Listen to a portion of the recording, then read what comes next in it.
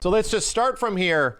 I had to consolidate this down. Making this top 10 was not easy this year. I realized how many games I have beaten. This was difficult in a year that felt so incredibly packed of good games.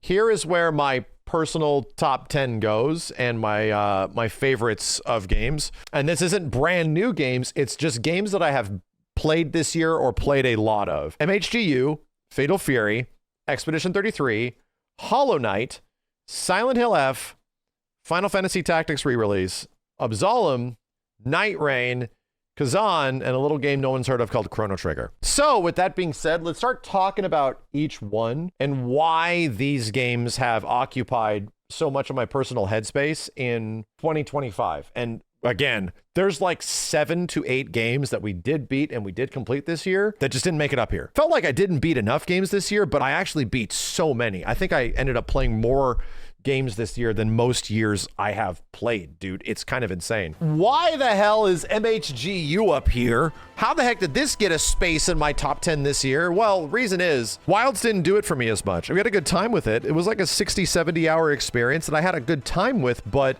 the Monster Hunter gameplay loop just did not really grab me, right? It just, for me and everybody else that we were playing, like Nico and Tiff and Jorge and everybody else, we got enjoyment out of it. And I remember while I was playing it, having fun, but the desire to go back and play more wasn't there. And at the end of me playing through the initial run of Monster Hunter Wilds, without even much issues regarding the hardware, right? I didn't really run into that many issues with the game, like performance-wise, which is where most people are having problems. The loop wasn't there. Like the basic Monster Hunter gameplay loop that is always so engaging and will just bring you running back for more. Despite like all of the cool stuff that was in Wilds, the Monster Hunter gameplay loop just didn't get me. So insert Monster Hunter Generations Ultimate. We were just hearing nothing but really good things about this game. And everybody would always tell me like, oh, you just have to check out GU. And I'm like, oh, okay. So we had our team that we played Monster Hunter 1. That did not make it up here, man. Monster Hunter 1 was rough. But GU, my dude, I had not felt a Monster Hunter game grab me by the balls. I was playing this shit offline, dude. I was grinding side quests off stream. This game did it. And it did it in ways where it's like, oh, I realize that Wilds is like missing something. It is legit missing something in the core foundation of what makes an enjoyable Monster Hunter game an enjoyable Monster Hunter game. Because I can go back to a super old game like this one and have the urgent desire to want to upgrade and hunt and get new things and do all this crazy stuff. I legit got it. I ended up sinking 70 hours into this game between streams and non-streams. Played like 2 or 3 different weapons and just had a great time, a wonderful time. By the time it was over, we got right into G rank and did a few hunts in G rank, but I kind of got my Monster Hunter itch. At that point, we had pretty much sunk like 140 hours into Monster Hunter games, if not more. And I was kind of like, okay, I'm a little Monster Huntered out. Like I feel like I'm kind of good. And keeping everybody and keeping our squad intact to hunt was actually like getting to be kind of difficult. But I still had like a great time, like a ridiculously good time. And we didn't even get to see the entirety of the game. Like we got to see the beginning of G rank, which is the absolute highest rank in the game. And it was just so much fun, man. Like each rank promoted its own new challenges, new things, new gear upgrades, like all this stuff. I just had a wonderful time. I'd argue like I might have liked this game even just as much as like Monster Hunter Rise and Monster Hunter World in some ways. And it actively made me realize that something is missing from Wilds as a game experience and not just a hardware situation. Like, yeah, dude, look at this big hit. Boom! Oh, it's so sick, dude. The hunter arts in this game are so sick. Anyway, I really enjoyed GU. I don't know how much more I'm going to play it because we're not going to have the same squad of people, but at the same point, the time I did have with this game satisfied my Monster Hunter itch that the latest Monster Hunter game was unable to do at the time. I'm going to talk about Nightreign. Yeah, let's talk about Nightreign. This is the latest expansion where we're at right now, right? I'm going to cover my old face with this new face. Why did Nightreign make it up here? A lot of people are like, oh, this is that mid-ass, you know, Elden Ring, not DLC, right? Everyone's like, this game actually wasn't even that good. Here's what I'll give Nightreign. It came out at the perfect time where in between all these like Monster Hunter games and stuff that we were sort of playing, Nightreign comes out. And I'm like, yeah, the betas were kind of fun. They're sort of enjoyable. It's a lot. You have to get used to a lot. It doesn't have like a great new user experience because it's all about not knowing things, which is kind of like the big aspect of Souls games. The less you know, kind of the more fun it is. But the difference here is that optimizing the game is actually mad fun. Like figuring out how to do things quickly and powerfully, figuring out enemy patterns and moves and coordinating with a team to make huge, crazy builds with everybody. Hey, you know, this is actually super fun. One of the things that we were most concerned about with Nightreign was that your builds would not feel that important. Your weapons wouldn't feel that important. And they sort of fixed that as time went on, and you actually feel mad powerful.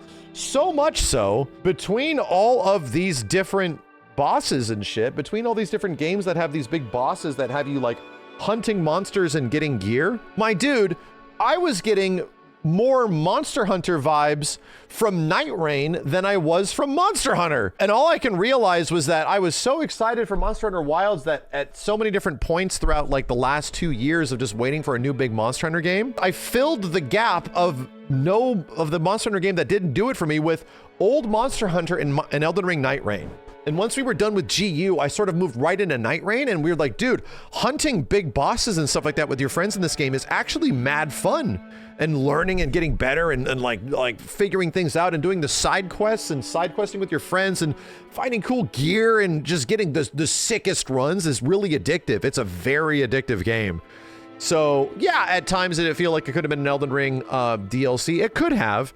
But I think they've done a lot with it since it came out to make it feel actually unique and really fun. And all it does is further cement the fact that I think FromSoft, and especially Miyazaki, has kind of an obsession with multiplayer. Like they want multiplayer to really work and they want you to work with people. And I think this was actually a very good effort. I think in the end, all the effort did make sense. I find this to be way more fun than co-op in any other Souls games. I do not like co-op in other Souls games that much. And to me, playing through this with folks, like, dude, I ended up putting a shit ton of time into it. I ended up putting just as much time into this as I did Monster Hunter. For a long time, all I wanted to do was to go back and play Nightreign. And I even played some of it offline, which is a very, very, very high recommendation in my book. Aha! The one fighting game that makes it up this year. And I would have put 2XKO up here as well, but it's also technically like not all the way out yet. But Fatal Fury, man. What I dig about Fatal Fury is that I can have fun with fighting games. I can enjoy them and like have a good time because they're just my favorite genre. But, you know, my thing that I say all the time is that I want like forever fighting games. I want a fighting game that I can always come back to and find fun. I can always return to it and have a character that I really enjoy playing or something that I enjoy doing and just really have a lot of fun with it. And unfortunately, Fatal Fury was a really fun game with a lot of rough issues at the beginning, at its launch. Pretty much like at its launch, there were so many things that were either messed up or missing in its online modes, in its ranked functionality, like all that kind of stuff, even the basic things like selecting stages that would get fixed over time, that would all be alleviated. So it just got better and better and better. However, the core gameplay systems, straight up, I think is ridiculously fun. I think the timing of a lot of attacks and the 1v1 aspect of this game, it being not a team game with so many different situations and moments, made it very enjoyable to play. Did that boil down to a game that really has an insanely powerful top 4? Yeah, sure. 100%. The game's top tiers are aggressively top tier, man. But at the same point, I really just dig the fact that the Just Defend system and the way the mechanics work in the game allow for really crazy moments. And I think that was a goal of theirs. They wanted there to be a whole bunch of crazy moments throughout you playing Fatal Fury, which I think is genuinely fun. I think it just, every single time I jump back and play this game, I'm like, yeah, this shit is great, dude. This shit is great. And then the Street Fighter characters came out, and the Street Fighter characters actually came out wonderfully as well. So yeah, dealing with top tiers is a pain in the neck, and they're playing a completely different game than you are. But considering the quality of the online, the rank got a lot better, all that kind of stuff, I just really enjoyed it, man. This game is for unks, straight up. It's just a fighting game with fighting game mechanics designed for old players. And it comes across as like very aggressively difficult to play, kind of difficult to understand and figure out. But at the same point, like the enjoyment I was getting out of it and discovering all this stuff, it is like, yeah, like this kind of very much reminds me of a classic fighting game, and I'm having a good time with it because of it. And this little game, called Expedition 33. I was playing through several games that made this top 10 around this time frame. I was actually going through several other titles in the process of me making this top 10 and discovering all these other games. And Expedition 33 just dominated. It just It took over everything. At that point, during all these other playthroughs that I was doing, I just kind of dropped everything and had to continue playing Expedition 33. I could not help myself. I had to beat it in like a week or something like that. Why is that? And we can talk about it a bit more as I get closer. I don't think I got the vibes of an early PS1 era JRPG since Final Fantasy VII Rebirth. And FF7 Rebirth made me feel like, damn, dude, they don't make them like this anymore. Like, holy shit, the amount of things you can do, how much stuff the world has to offer, like all this stuff. It felt like I got sent back to the 90s or something like that. And the only other time I felt that, and I was engaged with that feeling of just wanting to move forward, wanting to do this, was this game. And I understand a lot why that is. The world is pretty much designed like a PlayStation 1 era JRPG, but it has a incredibly captivating story to bring you along, a mysterious story that has all of these new characters that are added, a gameplay system that pretty much has like materia for the most part. Pictos are pretty much materia, and they allow you a ridiculous amount of ways to combine and mix and match and put them together in fashions that allow you to literally break the game. That was just so much fun, man. If there's one thing I enjoyed about this game a lot, is that quote-unquote breaking it was really enjoyable, and taking on big challenging boss fights and all of the parrying and all that stuff. People are like, oh, it's a turn-based combat system. I'm like, yeah, it's turn-based combat, but it has the most active turn-based combat you can possibly imagine. It's having you control commands and do things in every single turn with every single character all the time. So yeah, it's very much modernized. As much as it tries to feel like it's an old game, it also is very much a new game. It's like a brand new era of what this stuff can be and how it engages with you. Yeah, man, I loved it. However, I have said this several times. I do have issues with the final act of the game and the pacing of the final act and overall ending, which I didn't like very much. I just didn't vibe with its the final message, the finality of the game, depending on what ending you get. That we'll go into the overall which games are taking my top games of the year at the end. The last like 10% of the game I thought was a little iffy. So I also, in anticipation of a little game called Silksong, which I never even got to play through, I played another little game called Hollow Knight. And bro, boy howdy, did you guys know that this little Hollow Knight game that no one's ever mentioned before, this little Hollow Knight game I had to discover myself, is actually pretty amazing. This little game, small indie game, was actually really amazing. I had a great time with this game, and unintentional or not, you know, the Bloodborne isms that are sort of present throughout a lot of it, I think helped. I think just having the game be kind of similar to something that I already like so much, not in direct comparison, but like in some tone and elements. Yeah, that did a lot for me, man. So much so that I probably would retroactively go back and look at this playthrough and my run of this game and be like, I think I like this more than even Super Metroid. Again, I don't have a ton of nostalgia because I didn't play Super Metroid back in the day. I played it a few years ago and I thought it was great. I'm not a huge Metroidvania guy, but I do enjoy them when I play them. Metroid Dread was also really good.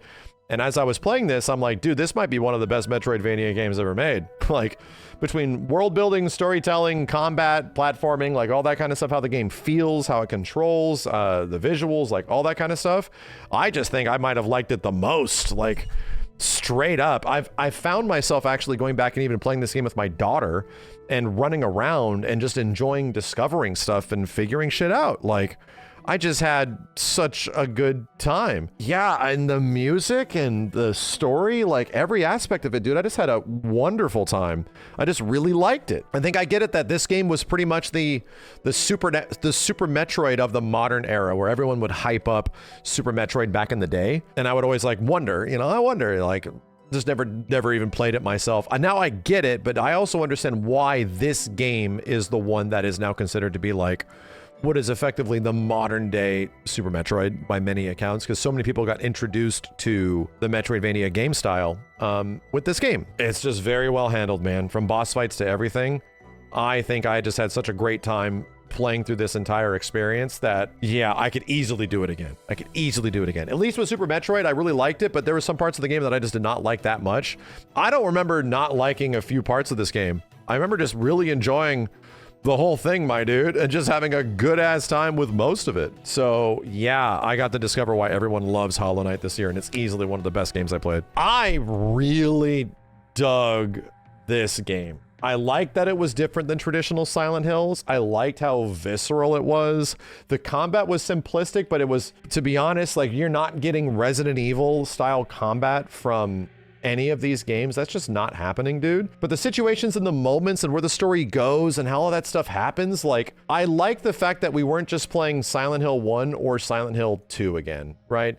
It isn't just stuck in those moments and those eras. That got me really close to the vibes I got when I first played Fatal Frame. And even, like, yeah, the combat is not the most extensive when you play through it. Enemy engagements are not the ultimate goal, but just the storytelling and the vibe of the game was just wonderful, dude.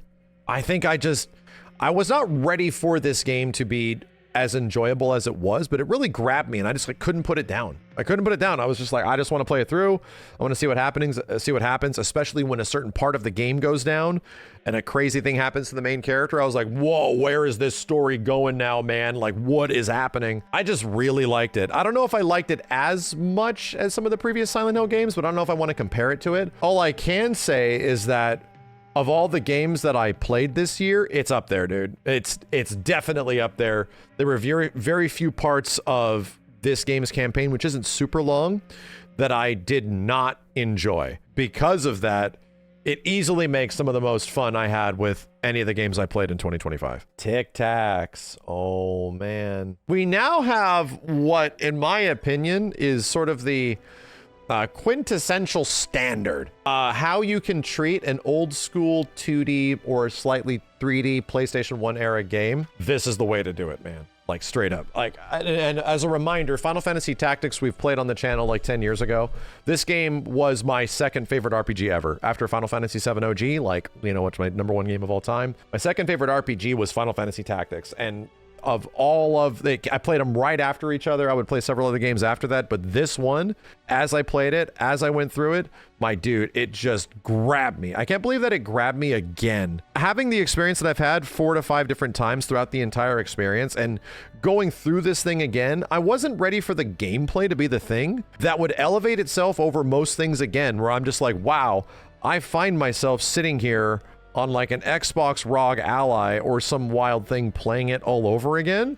And I am literally grinding off stream. Like, I'm actually grinding on airplanes. I'm grinding off stream. I'm like looking after my daughter, and I'm actually playing this game not in a streaming situation because I want to grind JP and get the jobs and get the moves and get the bonuses.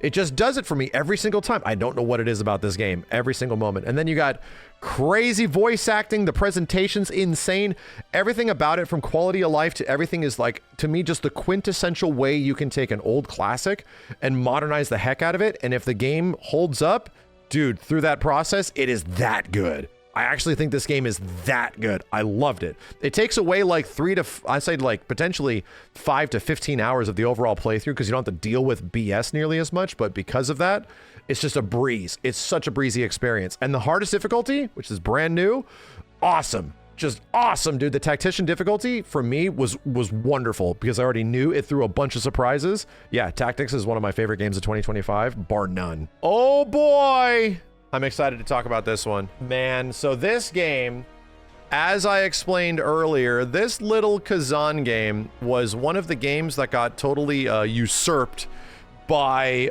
Expedition 33, because Expedition 33 was just so dang good. I played this little game called Kazan at the beginning of the year, and I was like really into it. I'm like, I'm really into this. To me, this is like Neo, but way better. There's something about the gameplay of this game is just really doing it for me. And again, Ninja Gaiden, I had to pick between Ninja Gaiden 4 and Kazan to be on this top 10 list, and I ended up picking Kazan. And it's a very personal choice. Why? Because both games have the same problems. The issues with both titles is that the visuals in either NG4 and Kazan are not necessarily the best. The gameplay loops are both really enjoyable, and the combat loops are really enjoyable in Neo as well as, in Kazan as well as Ninja Gaiden 4. But the reason Kazan takes it a little bit more than me is because this game, NG4 was just Ninja Gaiden, but on crack. Right?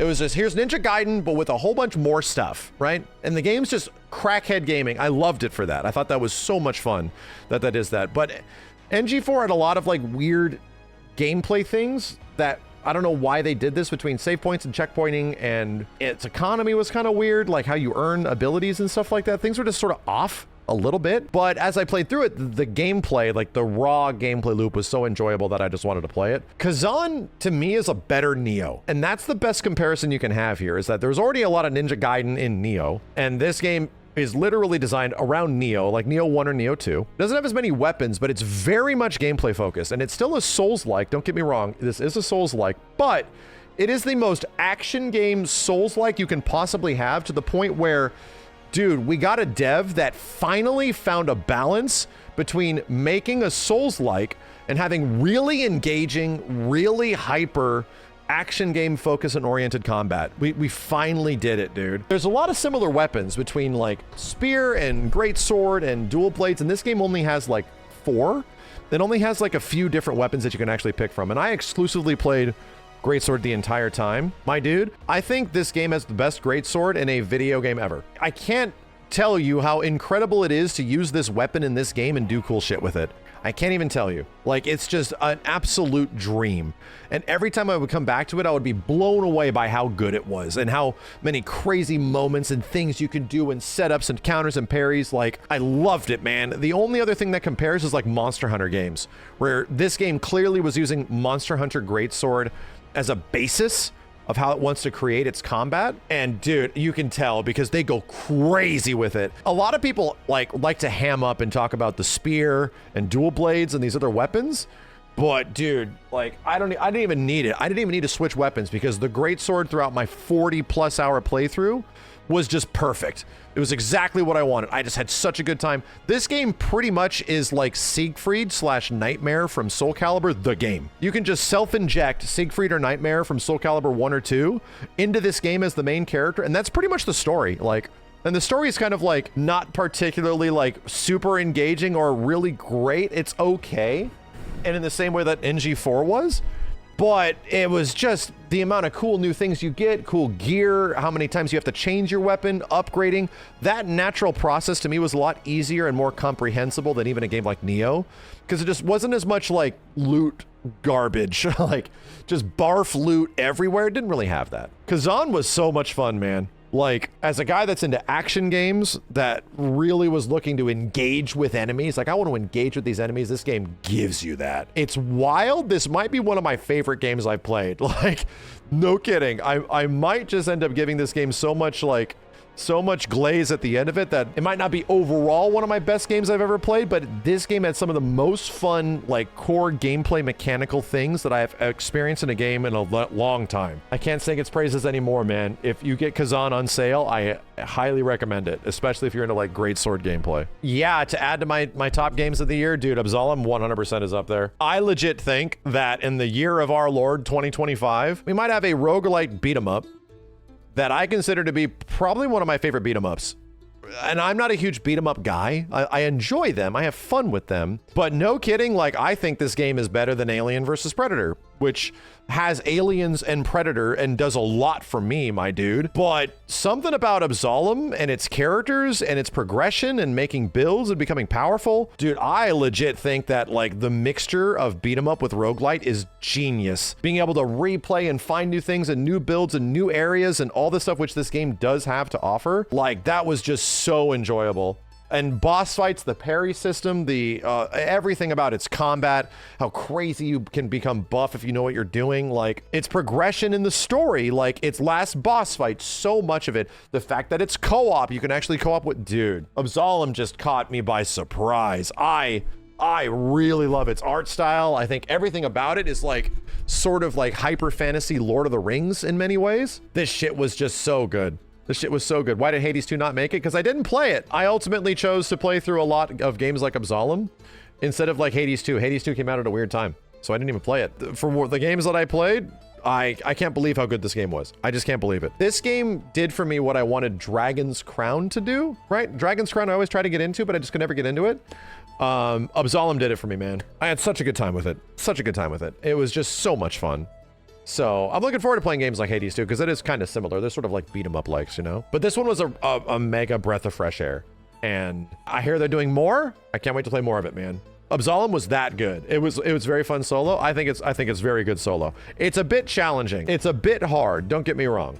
So you might have some, there's going to be some challenge there presented, especially at the beginning of the game. The game is very hard at the beginning of the game, but you're meant to die. Just as a reminder, the whole point of it is that you're supposed to, you know, get killed and come back and learn and get stronger. And I'm not even talking about the soundtrack, which is made by the Ori and the Blind Forest dude. Mick Gordon did a guest track. Other musicians have done guest tracks. The music, the vibe of the game is nuts. It's incredible. I loved it, man. Anything you can get this on, I highly recommend it. We played the PC version. Easily one of my favorite games of 2025. And then my last favorite game that I played this year, for the very first time, actually sitting and playing it myself, was this little game called Chrono Trigger. And I'm gonna have like a full review going up on this at some point. I played this at the end of the year. And I got a full big review where I gush about it, okay? And that video is gonna come out eventually, as soon as like the full playthrough is posted on the channel. The only thing I'll say is that I had another game up here that was my #2 RPG of all time, straight up. And I think Final Fantasy Tactics, ever since I played Tactics back in 1997, 1998, was my second favorite RPG ever next to FF7. That changed this year, without a doubt. I think that Tactics is now my third favorite RPG because Chrono Trigger beats it. I'm a guy that's blinded by nostalgia, sure. We're all very nostalgic. We grew up with a lot of different consoles and stuff, but I think Chrono Trigger is easily one of the craziest RPGs I've ever played. In the pantheon of like a lot of the RPGs I did play at the time, I don't play a ton of the genre nowadays. This holds up, I think, as just one of Square's greatest games next to like Final Fantasy VII. That really spoke to me personally and did a lot for me. I'm not even like a huge fan of the Dragon Ball style of the game, of Toriyama's style, but so many of the elements that come together to make this just incredible, blows my mind. This game is actually timeless. And I think it's because it's 2D, it's actually timeless. Like, it is just an absolute incredible game. And it makes me want to champion and say that emphatically more for the Chrono Trigger fans out there, because this experience isn't widely available. Your ability to go out and play Chrono Trigger right now, the way it was played back on the Super Nintendo, is almost unavailable unless you get into emulation and all that other stuff, right? It's actually hard. You have to play like the mobile ported PC versions of the game, and you have to rely on mods to fix stuff like the music and all that kind of shit. Yeah, Chrono Trigger took the spot of Tactics, straight up. Of all the RPGs I've played, and I like a lot of them, I think this is my second favorite RPG of all time, right next to Final Fantasy VII. So, there we go. Let's start actually making this list. Let's start making this list. What goes at the very bottom? I'm gonna say, let's put number 10 is Silent Hill F. Silent Hill F is number 10. Great time, great game. Let's blow up my face. What would be number 9? Oh man, let's cut this out right here. I'm gonna go MHGU, yeah. Monster Hunter Generations Ultimate, really, you know what? I'm gonna go Nightreign. Yeah, Nightreign at number 9. And then MHGU at number 8. Nightreign did it a lot for me.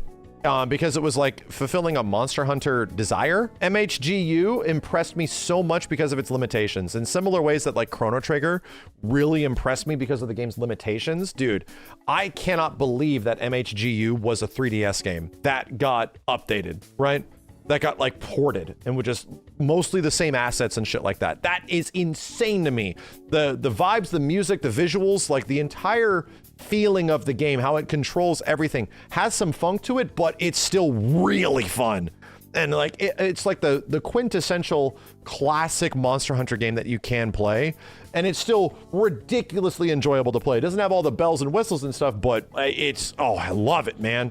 I love it. That makes me so impressed by it. So that goes a little bit above Elden Ring Nightreign. Next is Fatal Fury. Of all the fighting games I played this year, yeah, Fatal Fury just does a lot for me, you know? It's probably the closest modern fighting game we're gonna get to Third Strike. And to be real, most of the way that Ken even plays in Fatal Fury is really close to Third Strike. Like, it's not that far from it.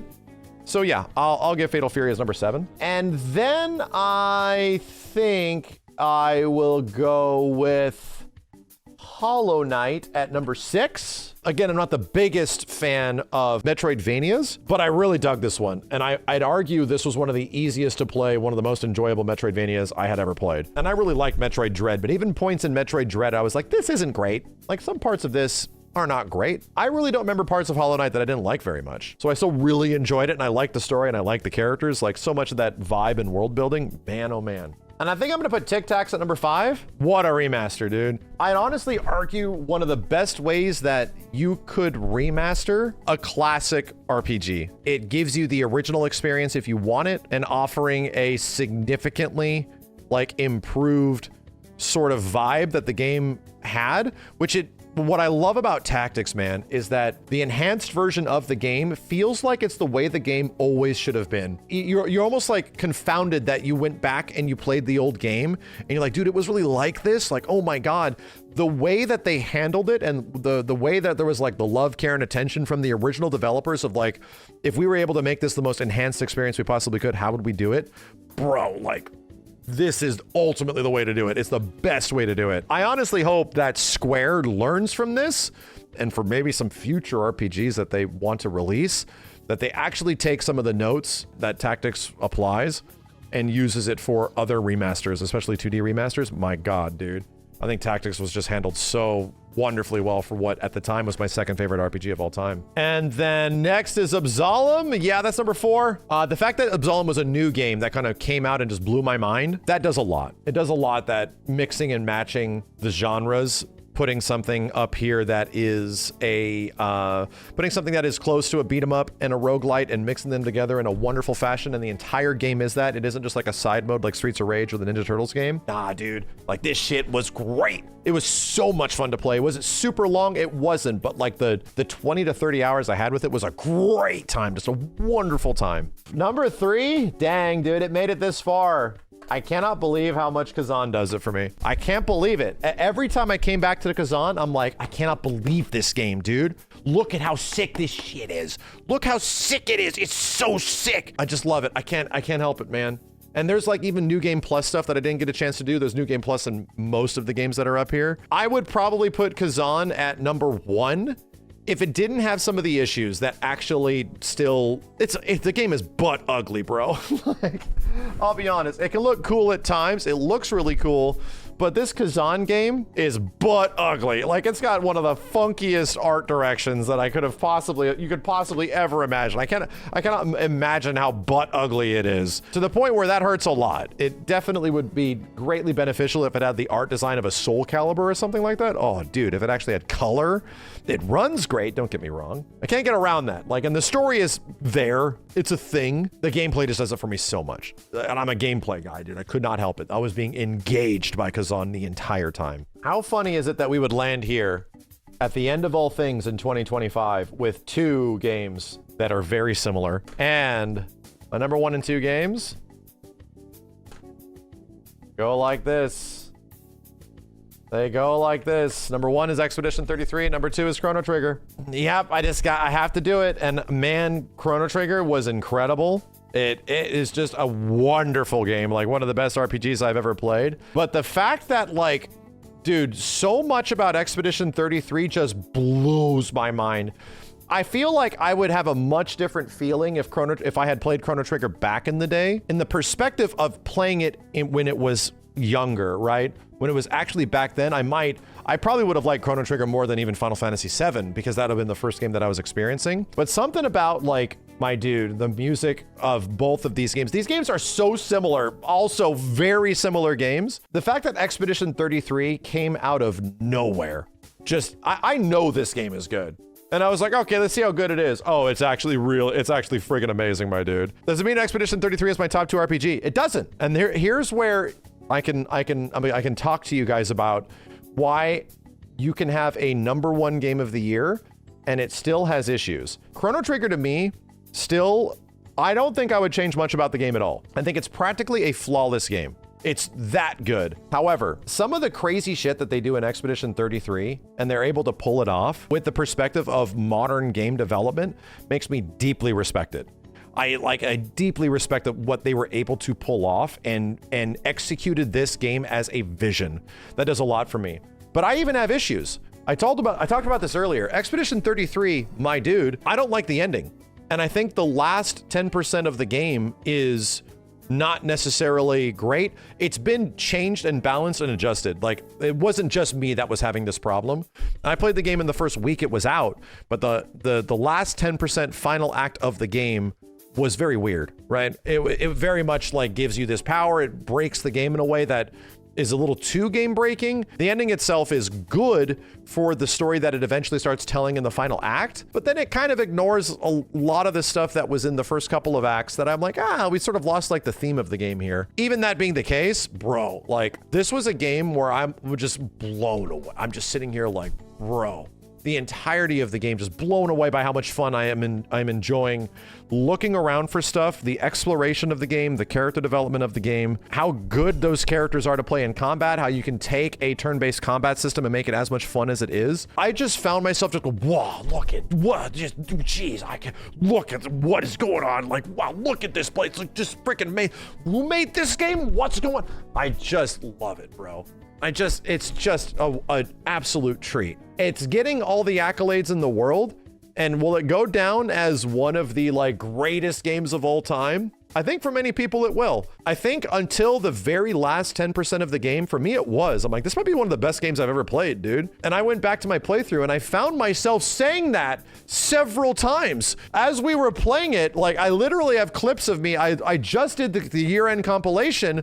I have clips of me several points in the playthrough. I'm like, bro, this might be one of the best games I've ever played or some shit. It doesn't help that the last bit of the game, the very last portions of the game, including its ending, don't really match and vibe with me the way the rest of the game does. So that sort of prevents it from being like ultimate goated material. I hate multiple choice endings, and I wanted them to commit to one. Let's just commit to one, dude. It's something that I also don't personally love about Chrono Trigger, is that there's a bunch of endings, but as I discovered it, there's not that many different endings that are meant to be taken seriously. It's like about 3 or 4 that you can actually say are like, oh, these are story continuing endings. Still, both of these games have things that I don't love, which is multiple endings. I'm like, if it's a big story that I'm playing, I want to know what the ending is, man. I want to know like how it concludes. I want you to tell me what it is instead of me like coming up with something on my own.